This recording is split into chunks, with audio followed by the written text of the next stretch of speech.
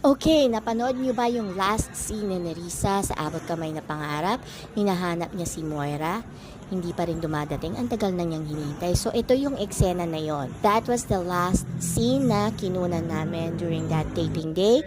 Last April 29, 2024. So, ayan, you can hear in the background yung aming magandang director na si Direct April giving me instruction how to deliver my lines, how she wants me to deliver the lines. Si Direct Randy ang nagre-relay nun kasi nasa monitor si Direct April.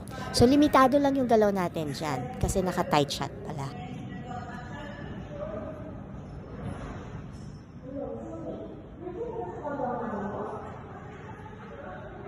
Okay, yan po yung second phone call. At yung isang video na nandito, ayun naman yung first phone call.